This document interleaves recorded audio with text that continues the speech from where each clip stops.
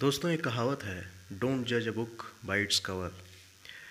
किसी इंसान को आप देखकर ये अंदाज़ा नहीं लगा सकते हैं कि वो इंसान अच्छा इंसान है या बुरा इंसान है। अब ऐसा मैं इसलिए कह रहा हूँ कि आज की जो कहानी है, जब आप इसको सुनेंगे तो आप भी सोचने पर मजबूर होंगे और आप ये ज़रूर कहेंगे कि कोई इंसान ऐसा कैसे कर सकता है। दरअसल ये कहानी एक ऐसी लड़की की है जो धन के लालच में, अपने मौज मस्ती के लालच में एक इंसान का कत्ल करवाती है। ना सिर्फ कत्ल करवाती है बल्कि उसकी इतनी बेरहमी से जान लेती है। और वो लड़की अपने आप को सोशल मीडिया यानी कि फेसबुक और इंस्टाग्राम पे अपने आप को ऐसे दिखाती थी जैसे वो कितनी पुजारी हो, कितनी धर्म को मानने वाली हो, कितनी पूजा पाठ करती है वो। और जब लोगों तक ये बात सामने आती है कि इसने अपने पति का कत्ल करवाया है, सभी लोग सोचने पर मजबूर थे कि आखिरकार एक पत्नी, एक लड़की ऐसा कैसे कर सकती है। इस कहानी की शुरुआत होती है दिल्ली से। दिल्ली में एक बिजनेसमैन रहा करते थे जिनका नाम था रविंद्र सिंह। रविंद्र सिंह, पैसे रुपए की कोई कमी थी नहीं। जैसा कि मैंने बताया, एक बहुत बड़े बिजनेसमैन थे। इनकी शादी एक महिला से होती है, यानी कि उस महिला का नाम था आशा। तो आशा नामक इस महिला से इनकी शादी होती है और इन दोनों को बाद में एक बच्चा होता है। समय के साथ साथ सब कुछ सही चल रहा था, लेकिन कुछ वर्ष बीतने के बाद रविंद्र सिंह अपनी पत्नी को छोड़कर मुरादाबाद शिफ्ट हो जाते हैं। दरअसल इनकी पत्नी में बनती नहीं है और कुछ समय के बाद ये मुरादाबाद में शिफ्ट हो जाते हैं। अच्छा, होता ये है कि रविंद्र सिंह का एक एक्सीडेंट होता है और उस एक्सीडेंट में इनके शरीर में कुछ चोटें आती हैं और उसी के इलाज के लिए ये मुरादाबाद के एक क्लिनिक में जाते हैं, जहां इनकी मुलाकात रीना संधू नामक एक लड़की से होती है जो फिजियोथेरेपिस्ट का काम किया करती थी। तो रविंद्र सिंह अपने चोट का इलाज कराने उस लड़की यानी कि रीना सिंधु, जो कि फिजियोथेरेपिस्ट थी, उसके पास जाते हैं। पहली मुलाकात में ये दोनों एक दूसरे को देखकर, यानी यूँ कहें कि ये दोनों एक दूसरे को पसंद करते हैं। रविंद्र सिंह उस लड़की के पास बार बार जाने लगते हैं अपना इलाज करवाने, और एक समय आता है अपने प्यार का इजहार एक दूसरे से कर बैठते हैं। अब यहाँ प्रॉब्लम ये थी कि रीना संधू, जो कि उम्र में रविंद्र सिंह से काफ़ी छोटी थी, यानी अगर रीना संधू की एज 20 साल थी तो उस समय जो रविंद्र सिंह थे उनकी एज 40 साल थी। खैर, ये दोनों उम्र की सीमाओं को तोड़ते हुए ये दोनों फैसला करते हैं कि ये दोनों शादी करेंगे और शादी करने के बाद ये अपना घर परिवार बसाएंगे। ये ठीक वैसा ही करते हैं दोस्तों। रविंद्र सिंह उस लड़की से शादी करते हैं और शादी करने के बाद ये दोनों मुरादाबाद में ही शिफ्ट हो जाते हैं। कुछ समय के बाद जो रविंद्र सिंह थे, पैसे की कोई कमी तो थी नहीं, इसलिए उन्होंने 3 से 4 करोड़ का फ्लैट गिफ्ट किया और इस रीना संधू के नाम से, यानी कि प्रॉपर्टी का आधा हिस्सा अपने नाम से कराते हैं और आधा हिस्सा उस रीना संधू नामक लड़की के हिस्से कराते हैं। अब इस कहानी में जो समझने वाली बात है दोस्तों, ये है कि रीना संधू ने कभी भी अपने पति यानी कि रविंद्र सिंह से प्यार किया ही नहीं था। खैर, ये जब उसको फ्लैट गिफ्ट करते हैं, अब जो लड़की किराए के फ्लैट में रहकर अपना क्लिनिक चलाया करती थी, फिजियोथेरेपिस्ट का काम किया करती थी, शादी के बाद उसकी ज़िंदगी पूरी तरीके से बदल जाती है। वो करोड़ों के फ्लैट में शिफ्ट हो जाती है।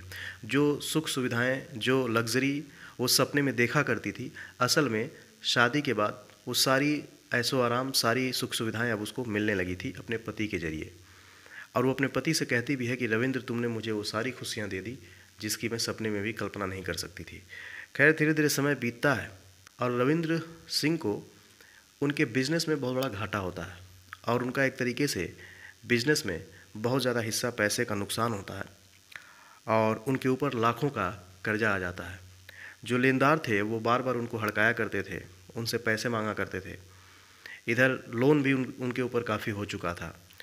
फिर एक रोज़ वो अपनी पत्नी यानी कि रीना संधू से कहते हैं कि देखो, मेरे ऊपर बहुत ज़्यादा कर्जा हो गया है और बिज़नेस में भी मेरा हाथ काफ़ी तंग चल रहा है, यानी कि बहुत ज़्यादा नुकसान हुआ है। हम लोग एक काम करते हैं, ये जो फ्लैट है इसको बेच देते हैं और जो मेरा कर्जा है इसको बेचने के बाद मैं सारा कर्जा उतार दूंगा। उसके बाद फिर हम कहीं और शिफ्ट हो जाएंगे और फिर मैं तुमको एक और फ्लैट गिफ्ट करूंगा। रीना संधू जैसे ही ये बात सुनती है, उसके होश उड़ जाते हैं। उसको ये लगता है कि मेरा पति कभी भी इसका मन बदल सकता है और कहीं ऐसा ना हो कि ये मुझे फ्लैट से बेदखल कर दे और मैं बिल्कुल फिर पहले वाली ज़िंदगी में चली जाऊँ जो शादी से पहले थी, कि जितना वो स्ट्रगल करती थी। वो अपने पति से कहती है कि देखो, तुम्हारा कर्जा है, तुम्हारे ऊपर कर्जा पड़ा है, तुम फ्लैट बेचने की बात मत करो। और इसी फ्लैट बेचने और ना बेचने की बात को लेकर इन दोनों के बीच मनमुटाव हो जाता है। खैर, इधर जो रविंद्र सिंह थे, उनको लगता था कि वो अपनी पत्नी को मना लेंगे और ये फ्लैट ज़रूर बेचेंगे, और वो आए दिन घर के बाहर यानी कि मुरादाबाद से बाहर रहते थे। इसी दौरान जो रीना संधू है, इसकी मुलाकात होती है एक पारितोष नाम के लड़के से।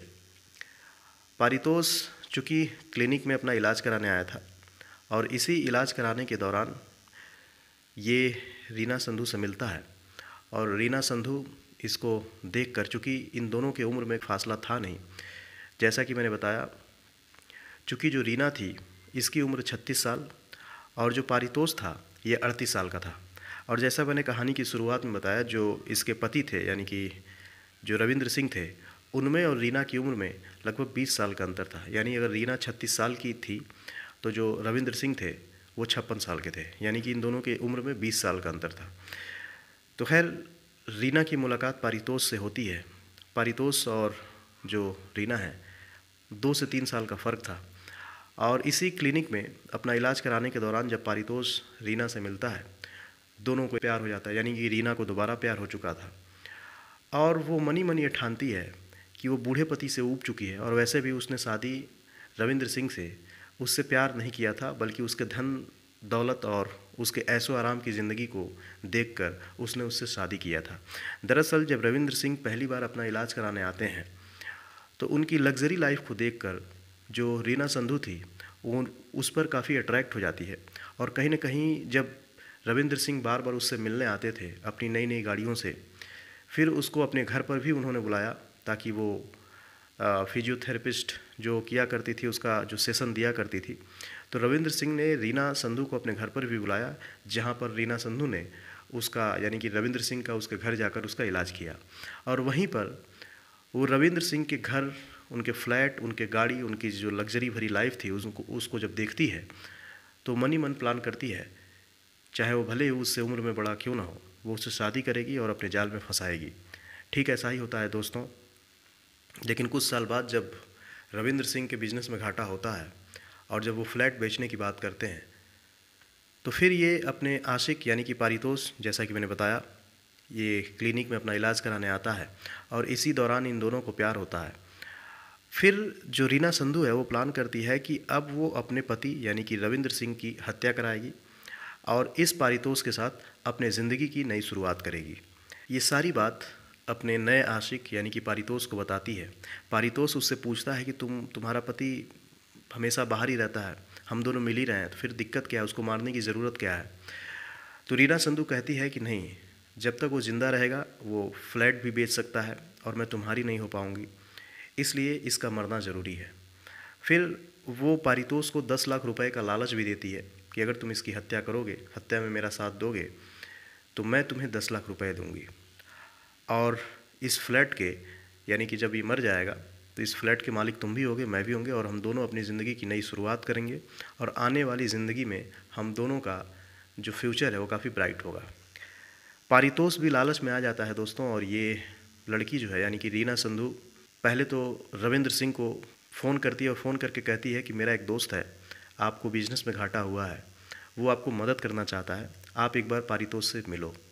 अब यहाँ पर इसका पति समझ नहीं पाता है कि ये नौजवान जिसके पास ये बुला रही है ये कौन है। वो इतना प्यार में अंधा हो चुका था कि वो सही और गलत का फ़र्क भूल जाता है। और जो रीना संधू है वो अपने पति को बुलाती है और वहीं पे पहले तो रीना और पारितोष मिलकर रविंद्र सिंह को जमकर शराब पिलाते हैं और जब वो पूरी तरीके से नशे में हो जाता है यानी कि वो बेसुध हो जाता है, मौका देखकर जो पारितोष था फावड़े से उसको इतने फावड़े मारता है कि उसकी दर्दनाक तरीके से मौत हो जाती है। फिर ये दोनों रविंद्र सिंह की ही कार में जो शव है उसको कार में रखते हैं और रखने के बाद उत्तराखंड निकल जाते हैं ये दोनों। उत्तराखंड में ये 2 दिन तक लाश को लेकर घूमते हैं। इनको समझ में नहीं आ रहा था कि ये लाश को कहाँ ठिकाने लगाएं। लेकिन देहरादून के कोट द्वार में एक जगह है, वहाँ पर एक सुनसान जगह पर उसकी ये लाश को फेंक देते हैं। और फेंकने के बाद चूँकि जब ये रिटर्न हो रहे थे, उसी दौरान नोएडा की तरफ जो रोड निकली हुई है, उसी रोड पर 2 टोल लगा हुआ है और उसी टोल के 2 सीसीटीवी कैमरे में ये दोनों कैद हो जाते हैं। इधर 2 जून को जब ये मारते हैं, यानी कि रीना संधू अपने आशिक पारितोष के साथ मिलकर 2 जून 2025 को अपने पति रविंद्र सिंह की जब हत्या कराती है और 5 जून को पुलिस वालों को उत्तराखंड से एक व्यक्ति की लाश मिलती है।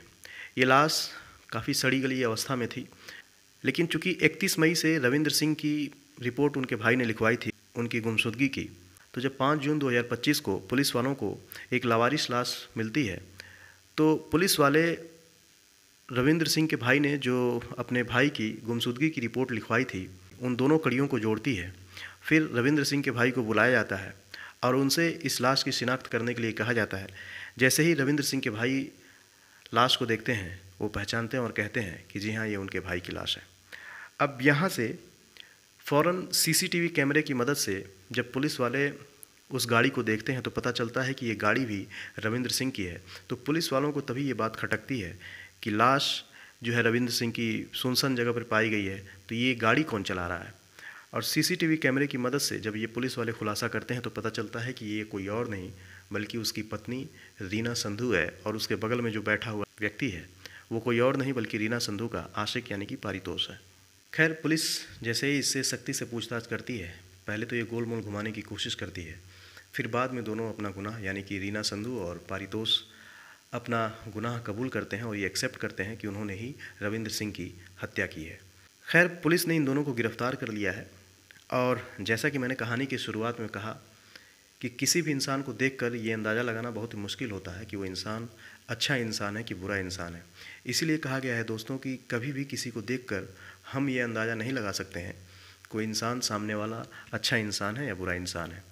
ये समय पर छोड़ देना चाहिए और किसी भी इंसान को जज करने से पहले 100 बार सोचना चाहिए। ज़रूरी नहीं है कि जो इंसान अपने आप को अच्छा दिखाने की कोशिश कर रहा है वो अच्छा ही हो। और कई बार जो लोग थोड़ा गुस्सैल होते हैं या कई बार चीज़ों को अलग तरीके से अपने आप को दिखाते हैं, उस समय भी ये ज़रूरी नहीं कि वो इंसान गुस्सैल हो या बहुत ही हिंसक हो या बहुत बुरा हो। तो किसी ने सच कहा है दोस्तों कि कभी भी किसी को देखकर ये जज नहीं करना चाहिए कि वो सही है या गलत है, यानी कि अच्छा इंसान है या बुरा इंसान है। खैर, कहानी में आज इतना ही दोस्तों। फिर मिलूँगा किसी और सच्ची घटना के साथ, किसी और कहानी के साथ। तब तक अपना ख्याल रखिए। नमस्कार।